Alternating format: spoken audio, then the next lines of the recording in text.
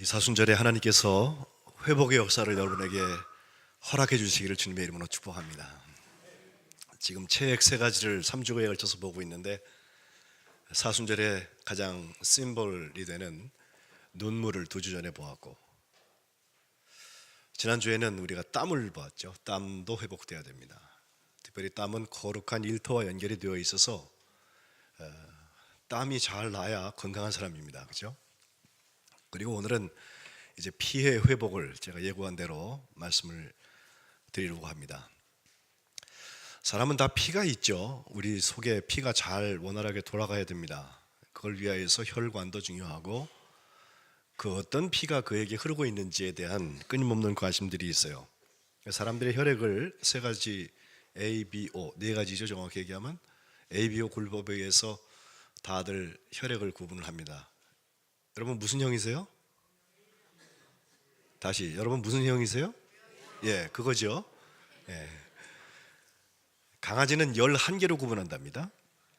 예. 근데 우리 사람들은 넷으로 하는데, 그리고 이제 RH 플러스 마이너스 이것도 보지만 1901년도에 오스트리아에 있는 학자 카를 란트슈타이너라는 분이 이것을 발견을 했는데, 혈액을 잘못 섞으면은 백혈구의 활동이 너무 세져서 다른 혈액을 죽인다는 것 때문에 수혈을 하려면은 이쪽으로는 되지만 저쪽으로는 안 되는 경우들이 있지 않습니까? 우리 다 배워서 알고 의사 선생님들이 잘 아시리라 생각을 합니다.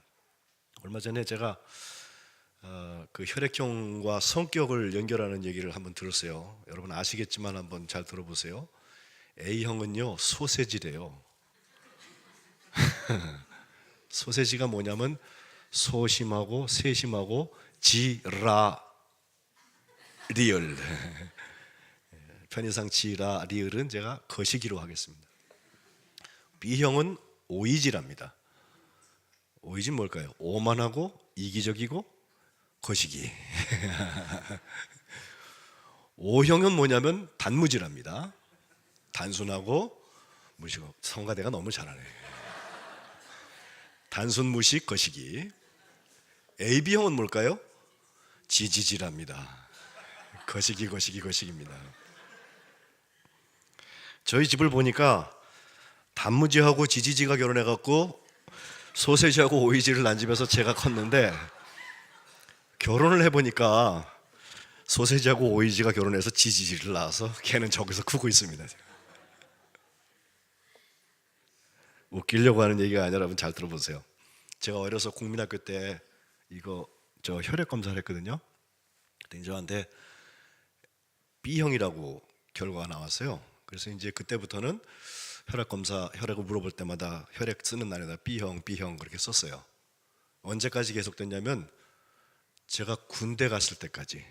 그래가지고 군대 군인들은 여기 인식표라는 걸 달고 다니거든요. 그것은 만약에 전장에서 전쟁이 났을 때 이 사람이 막 정신 없고 그럴 때 갑자기 수혈해야 되면 그거 보고서 검사 안 하고 바로 피를 줘야 되니까 거기까지 B로 있었는데, 군목 제대한 다음에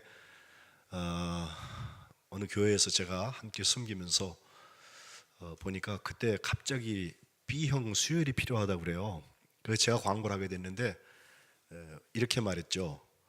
제가 B형인데 제가 갈 테니까 나를 따르시오. B형은 저와 함께 가서 수혈합니다 오늘. 예? 그래서 한 20몇 명 가가지고선 수혈을 하게 됐어요. 제가 저를 따라오라고 그랬으니까 제가 제일 먼저 팔을 내고 이제 피를 좀 빼라고 그랬더니, 그 간호원이 이렇게 빼다 말고서 목사님 건 피를 못 써요 그러더라고. 그래서 왜 내 피가 어때서 그랬더니 하는 말이, 목사님 A형이에요 그러는 거 있죠.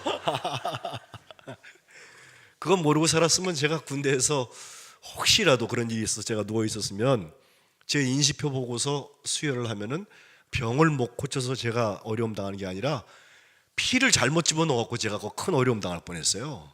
그래서 이거 참, 그렇게 한 30년을 B형으로 살았는데 오이진 줄 알았는데 갑자기 소세지로 변해갖고 지금 또 그만큼 시간이 흘렀습니다. 요즘엔 저한테 누가 혈액형 뭡니까 그러면 저 아예 C형이라고 그래요. 그 C형은 무슨 C형이냐면 그리스도 C형이고, 이 크로스에 지난 금요일 나왔잖아요. 이 크로스의 C, 뭐 할 수 있으면 church, 교회의 C, 다 좋은 C가 많아요. 어떤 분들은 코리아도 꼬레라고 그래서 옛날에 불어를 쓰는 C형이라 이렇게 말하는 분도 있는데, 어쨌든 ABO의 이렇게 구분보다 우리에게 정말 영적으로 중요한 것은 내 몸에 그리스도의 피가 흐르고 있나, 그죠? 내가 예수님의 보혈로 죄 씻음 받고 거듭난 삶을 살고 있나, 그게 가장 중요한 것입니다. A형은 소세지니까, B형은 뭐 오이지니까, O형은 단무지니까, 또 AB형은 지지지니까 천국 가는데 유리한 거 아무것도 없습니다. 또 그게 꼭 맞지도 않습니다. B형 중에도 소세지 있고요, A형 중에도 단무지도 있고 그런 거예요. 그게 괜히 하는 말이지. 정말 내게 그리스도의 보혈이 흐르는지, 이건 정말 중요한 문제예요. 또 교회 안에도 예수님의 보혈이 흐르고 있는지 중요한 문제예요. 그래서 성경에 예수님의 보혈에 대한 얘기를 너무 많이 하지만, 오늘 제가 히브리서를 택한 것은 히브리서 13장에 있는 말씀을 중심으로 예수님의 보혈이 흐르는, 보혈이 회복되는 것을 우리가 오늘 기도하려고 하는데, 유대인들에게는 이 피의 문제가 굉장히 익숙한 거예요. 그 사람들은 예배 드릴 때마다 피를 봅니다. 제사 드릴 때마다. 하다못해 새라도, 어떤 사람은 송아지나 양이나 염소나 정결 예법을 따라서, 혹은 제사 격과 식을 따라서 피를 흘려서 그게 내가 거기에 투입되는 거예요. 나 대신에 얘가 죽었다, 하나님 생명을 드립니다 라고 하는 표현이에요. 성경의 구약에 보면은 창세기 9장에 노아를 향하여서 하나님께서 약속을 주실 때, 그때 하신 말씀이 고기는 그 생명되는 피째 먹지 말라, 이 말씀 주시면서, 이것은 음식에 대한 법을 말하는 것이라기보다는 하나님께서 피를 생명과 똑같이 생각한다는 거예요. 그러니까 너희의 피, 곧 너희의 생명의 피를 찾는다. 사람의 피면 그 사람에게서 생명을 찾겠다 하시고, 다른 사람의 피를 흘리면 그 사람도 피를 흘릴 거다. 하나님이 자기 형상대로 사람을 만들었기 때문이다 그랬어요.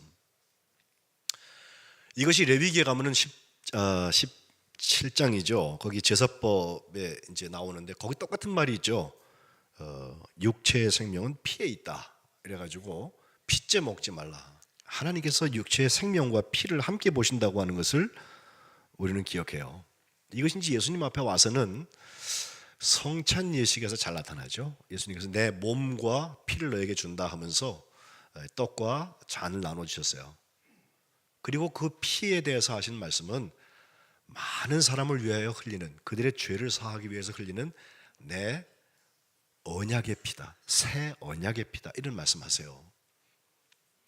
요한복음에는 이 이야기를, 요한복음에는 따로 그 성찬에 대한 기사가 없으니까 요한복음 6장 한참 앞에 예수님께서 오병이어의 기적을 일으키신 다음에, 나는 하늘로서 내려온 산떡이니 나를 먹는 사람은 산다, 그 말씀하신 다음에 이게 무슨 얘기인지 막 설명이 잘 안 되고 있을 때 주님께서 분명하게 하신 말씀, 6장 53절에 인자의 살을 먹지 않고 인자의 피를 마시지 아니하면, 피가 거기 들어가요. 너희 속에 생명이 없다. 내 살을 먹고 내 피를 마시는 자는 영원한 생명을 가졌고 마지막 날에 내가 그를 다시 살린다. 주님 그렇게 말씀하셨어요. 이 말은 예수님을 쫓아다니면서 기적도 보고 많은 말씀을 배웠던 제자들도 쉽게 이해하지 못했습니다. 또 12 제자 말고는 그 말씀 때문에 마음에 걸림이 되고 사람들이 떠나가기도 했어요. 그런 어려운 말씀인데 여기에 예수님의 피의 비밀들이 있어요. 1년에 몇 번씩 교회에서 성찬 예식을 거행할 때 여러분 다 예수님의 보혈입니다, 아멘 하고서 받아서 먹잖아요. 예? 그건 우리에게 정말 예수님의 보혈의 역할을 하고 있는지, 오늘 히브리서 13장 유대인들에게 익숙한 그 제사법을 따라서 설명하다가 13장에 와서 중요한 이야기 우리에게 해줍니다. 제일 먼저 지금 읽은 대로 10절에 보면요, 우리에게 제단이 있는데 장막에서 섬기는 자들은 그 제단에서 먹을 권한이 없다. 11절에 짐승의 피와 짐승의 육체를 구분해요. 짐승의 피는 대제사장이 가지고 성소로 들어가고 하나님을 만나는 곳으로, 그 다음에 짐승의 육체, 소마, 이것은 영문 밖에서 불사른다고 그랬어요. 캠프 밖에서 불사르게 되어 있습니다. 그러니까 솔로몬이 하나님 앞에 1000번 제사를 드리고서 하나님 앞에 하나님의 집을 짓겠다고 1000번제를 드렸으면 그것은 뭐 하루에 한 번씩 드리는 게 아니에요. 계속 잡는 겁니다. 그냥 피비린내 났으리라 생각을 해요. 그 중에서 피를 가지고 들어가고 육체는 밖에서 불살라버리는 엄청난 도살의 현장, 마장동보다 훨씬 더 심했을 것 같은데 그런 제사의 예배를 드렸던 것입니다. 중요한 것은 이것이 왜 필요하냐? 그것은 거룩하게 하기 위해서, 거룩하게 하기 위하여서 거룩한 자리로 들어가는 거예요. 그리고 그 피 속에 나를 담는 거예요. 우리의 예배 예식에서는 순서가 쭉 있는데 봉헌하는 자리가 그 자리예요. 저는 봉헌할 때 다 일어나서 드리면 좋겠어요. 이렇게 앉아서 드릴 문제가 아니라 나를 지금 죽이고 있는 건데, 그죠? 하나님 앞에 서서 드려야지. 사실은 무릎 꿇고 아니면 엎드려서 드리면 더 좋은데 하나님 날 받으세요 하고 팔 벌리고 그리고 날 드리는 거거든요. 나의 생명 드리니, 그죠? 네. 너무 쉽게 가는 것 같아요. 그 피의 자리에서 우리가 발견하는 거 하나, 피는 성소에 가지고 들어가지만 소마, 육신은 영문 밖에 가지고 나간다. 이걸 비유하여서 예수님의 십자가의 이야기를 하고 있는데 12절에 그러므로 예수도 자기 피로서 백성을 거룩하게 하려고 성문 밖에서 고난 받으셨단 말이에요. 그리고 결국 우리도 예수님의 치욕과 수모를 짊어지고 영문 밖으로 예수님께 나아가자라고 되어 있습니다. 여러분, 교회에서 십자가의 위치가 어디입니까? 어디서 십자가를 제일 크게 보십니까? 대답이 없으시네. 눈 있으면 눈을 뜨고 보십시오. 여기죠? 익숙하시죠? 저도 익숙해요. 나서부터 좀 봤어요. 이거 지금까지 보고 있고 앞으로도 볼 거예요. 그런데 지금 이 말씀대로 하면 예수님의 십자가는 성전 안에, 그것도 가장 거룩하다고 우리가 생각하는 저곳이 아니라 영문 밖에가 십자가예요. 골고다는 해골의 곳은요, 저 밖에 처형장이에요. 거기에 예수님의 십자가가 있다니까요. 그러니 여기서 우리가 내가 이 정도 영적으로 충만한 사람입니다. 하나님, 내가 십자가의 사람입니다. 내가 씻음을 받았습니다. 내가 구원받았습니다. 내가 회복되었습니다를 여기서 노래할 게 아니라 예수님께서 십자가 지시고 예수님께서 피 흘리신 그곳 골고다에서 피 흘리는 게 맞습니다. 교회가 이걸 잃어버리니까 예배 공동체로 하나님을 기쁘시게 하는 것처럼 예배는 하지만 실제로 하나님이 기뻐하시는 인애의 제사가 없어요. 하나님의 마음을 헤아리지 않아요. 하나님이 원하시는 주권의 역사가 우리에게 잃어버려지는 이유는, 야성이 잃어버려지는 이유는 십자가가 여기 있어서 그래요. 여기도 필요합니다. 예배를 위해서 필요합니다. 가톨릭에서는 거기에 예수님까지 매달아 놨잖아요. 교회 안에 십자가 14처가 다 있고 말이죠. 예? 근데 그건 종교 행사가 되기 쉬워요. 정말 예수님의 십자가를 보고 싶으면 예수님이 십자가 지고 가신 그곳을 가야 돼요. 오늘 이 시대에 눈물이 있는 것, 죄가 횡행해서 예수님의 은혜가 필요한 것, 예수님의 회복이 필요한 것, 그것은 사회적 약자들이 살고 있는 어려운 동네일 수도 있지만 사실은 내가 살고 있는 삶 주변에도 얼마든지 예수님의 십자가가 세워지고 지고 가야 되는 부분들이 있어요. 우리 집, 아이고 저 십자가. 나, 아이고 저 십자가.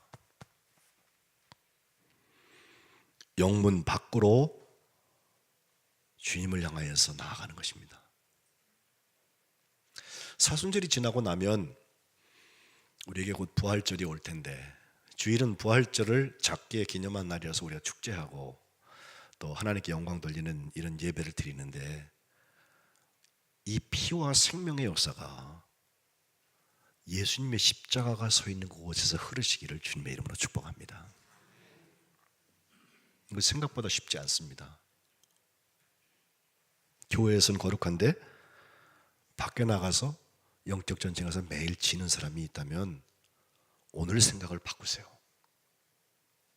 오늘 보면 조금 앞에 11에서 12장 4절에 보면 너희가 죄와 싸우되 피 흘리기까지 하지 않는다 그랬어요. 여러분, 우리 피가요 두 가지 중요한 역할을 하는데, 하나는 뭘 자꾸 이렇게 운반시켜요. 예?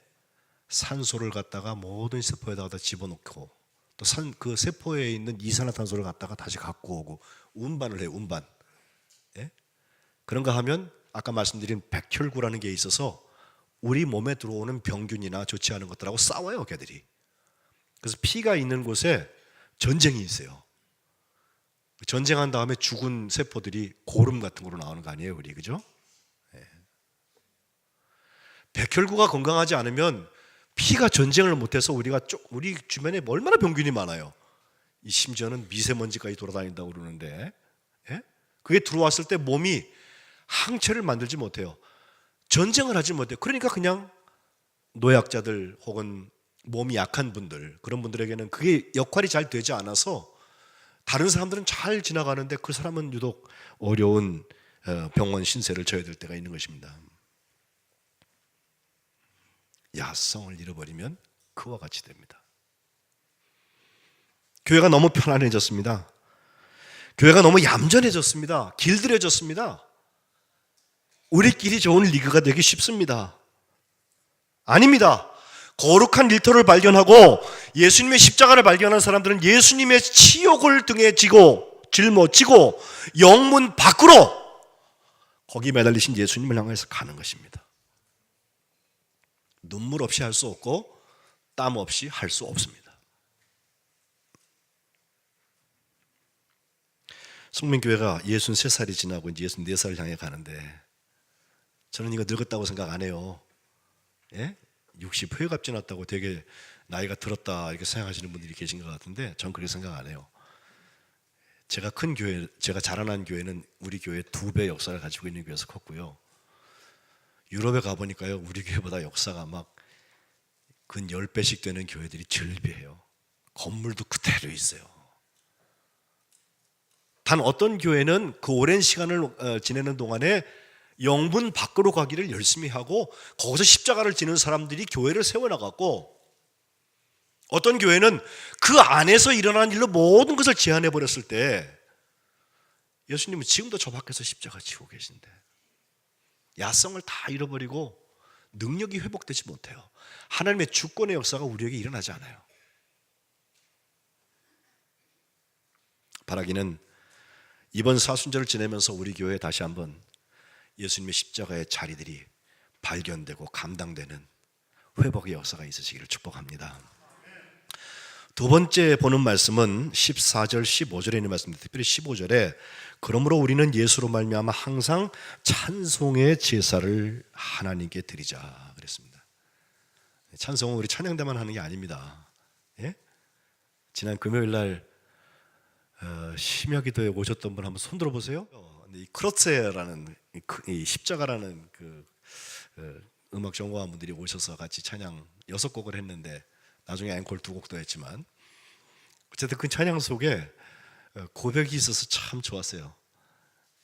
저는 우리가 금요일 날 늘 하던 기도 방식대로 가지 않아서 하나님 왜 이런 걸 시키시나 그랬는데 그날이요, 저는 마음이 굉장히 우울한 날이었어요. 아침에는 뭐 대통령이었던 사람이 잡혀 들어갔다 그러지, 세월호는 그냥 어떻게 끌려와가지고서 뭐 신문목포항에다 댄 날이지, 게다가 봄비가 부슬부슬 오잖아요.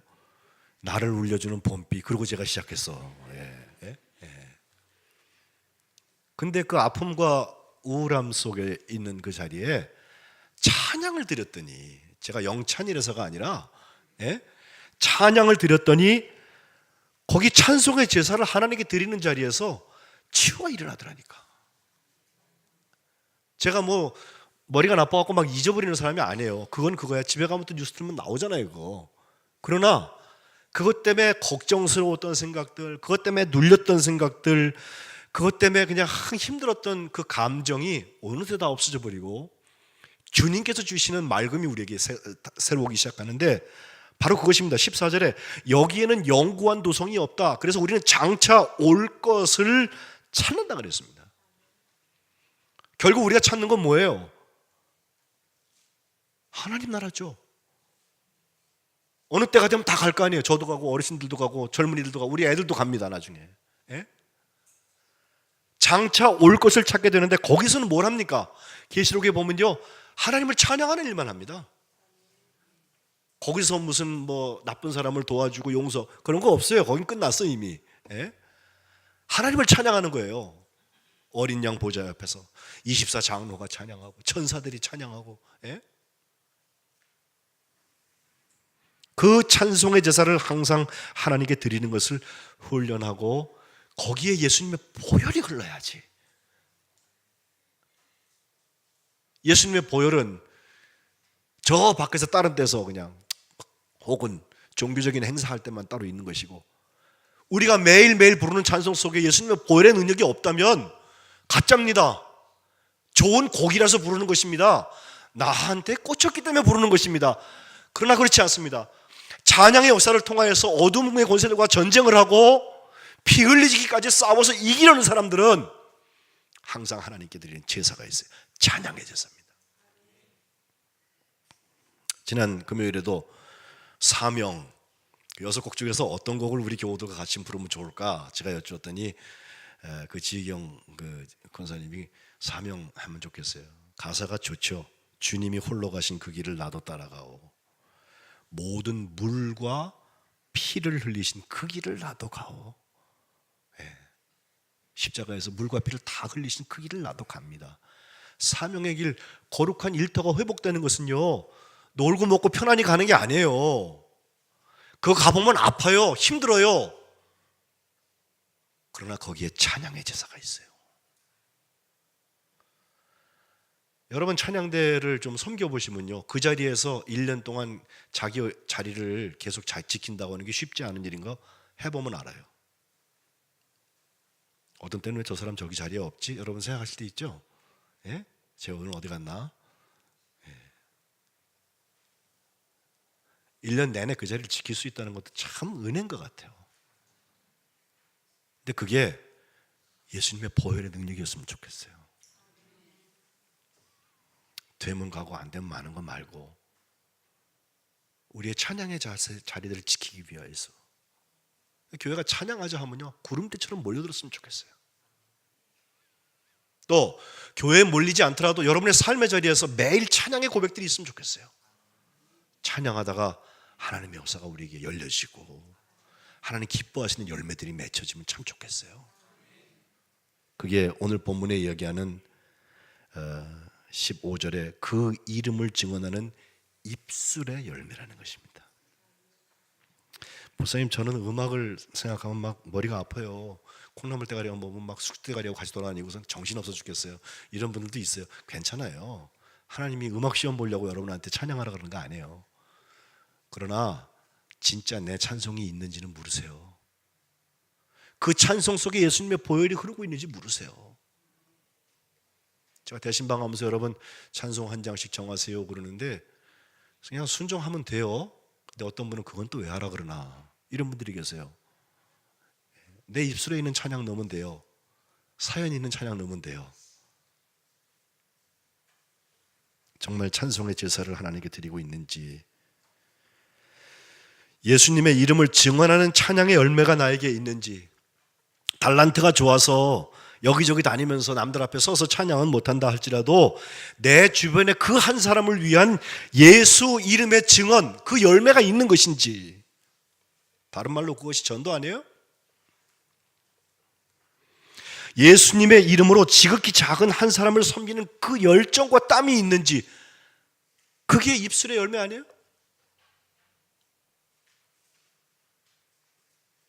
복음성가 사명이 노래하는 것처럼 거룩한 일터가 회복되는 예수님의 보혈의 흔적이 여러분과 우리 교회 가운데 있으시기를 주의 이름으로 축복합니다.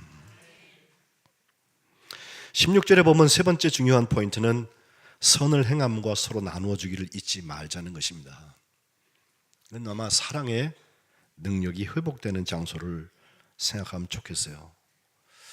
저랑 글을 잘 나누는 목사님 한 분이 최근에 사랑의 메달이라는 글을 썼는데 들어보세요. 그럴듯해요. 사랑을 나누면서 사는 사람은 금메달, 사랑을 받으며 산 사람은 은메달, 사랑을 기다리며 산 사람들은 동메달, 사랑을 잊어버린 사람은 목메달. 그랬어.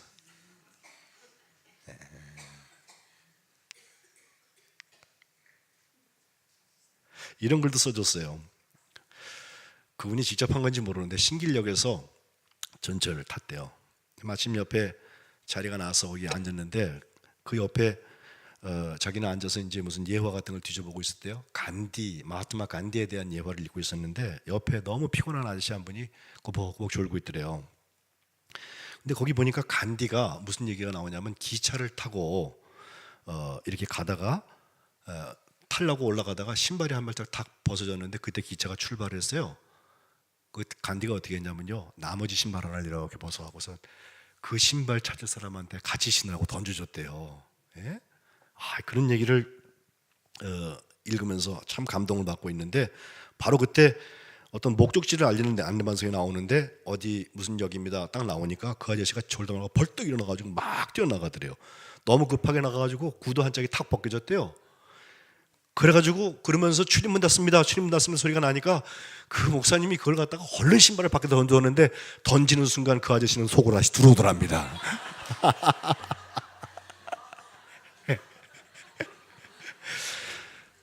사랑 참 잘해야 될 것 같아요, 그죠? 네.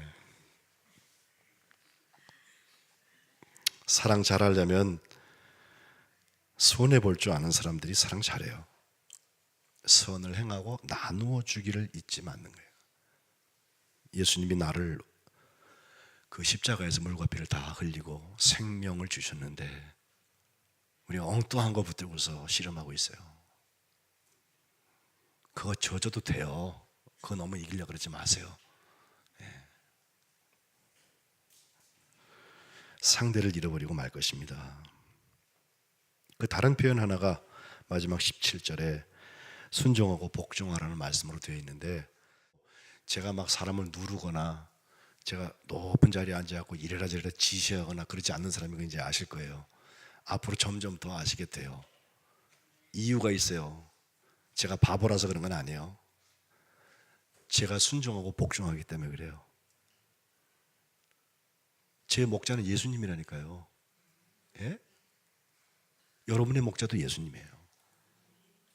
그러니 우리가 함께 복종하고 순종하려면 그 사랑의 열정을 회복하고 사랑으로 그 일들을 잘 감당해 나가려면 서로 존중하고 서로 커뮤니케이션, 소통이 좀 잘 되면 참 좋겠는데, 그래서 혹시라도 앞에 세움받아서 그 책임을 맡은 사람들이 억지로 하는 게 아니라 즐거워서 좀 할 수 있게 해주면 좋겠어요. 신나서 하면 참 좋겠어요. 예. 제가 맨날 울상하고 있으면 여러분 좋으세요? 그건 아니잖아요. 그죠? 우리 목사님 응원하고 칭찬하고 말 한마디라도. 예? 여러분 혼자 기도하실 때에도 우리 목사님에서 꼭 기도하시고 그러는데, 저만 아니라 우리 부목사님들 위해서, 스태프들 위해서, 장로님들 위해서 이름 불러가면서 기도하시는 분들 계신 거 제가 알아요. 얼굴만 봐도 좀 알겠어 제가. 예? 근데 그런 관계를 통해서 우리가 하려는 거는 제 조를 만들고 제 말만 다 듣게 하고 그게 아니에요. 제가 들으려는 음성을 함께 듣고 공유하는 거예요. 순종하고 복종하는 거예요. 그러면 사랑의 능력이 회복된 증거가 우리에게 나타날 줄로 믿습니다. 그런데 그 기도와 은혜의 자리가 왜 중요하냐? 그 고난주간에 성목요일날 우리가 같이 성찬 나누고, 성금요일날은 지금 테네브레, 오늘도 장로님들 또 이따가 연습도 하시고 하시는데, 그 서비스 하는 게 왜 중요하냐? 예수님의 십자가를 함께 지고 가는 그 순종과 복종 가운데 쓰려는 거예요. 그런 거 할 때는 자리에 없고 험한 얘기할 때만 소리 높이는 사람 혹시 계시면 제가 조용히 뵙겠습니다. 서로에게 덕이 안 돼요. 유익이 없다고 그랬잖아요, 여기. 그죠? 우리 육신의 중요한 세 가지 체액들, 눈물, 피, 땀, 이것이 결집된 것은 여러 번 말씀드리지만 예수님의 겟세마네 동산입니다. 주님이 슬퍼하셨고 주님이 내가 죽게 됐다, 날 위해서 기도하라 말씀하셨어요. 깨어있어라 그러셨어요. 그 슬픔의 눈물, 절체절명의 눈물이 거기 있었어요. 그리고 누가복음의 22장 44절에는 예수님이 얼마나 애써서 더욱 간절히 기도하시는지 1-3은 기도 정도가 아니고 마지막 기도라고 생각했던 것 같아요. 하여튼 땀이 땅에 떨어지는 핏방울처럼 되었다. 그래서 눈물과 땀과 피가 함께 있는 그 자리가 겟세마네의 기도예요. 기도 내용, 아버지 할 수 있거든 이 잔을 내게서 옮겨 주옵소서. 그러나 내 뜻대로 마옵시고 아버지의 뜻대로 하옵소서. 그 기도하면서 순종하는 거예요. 그러면 주님께서 우리에게 부활의 역사도 이루시고 온전한 회복의 역사를 이루실 줄로 믿습니다. 성민교회는 이런 회복의 자리에서 주님을 배움는 축복된 사순절 순례가 되시기를 주님의 이름으로 축복합니다. 기도합시다.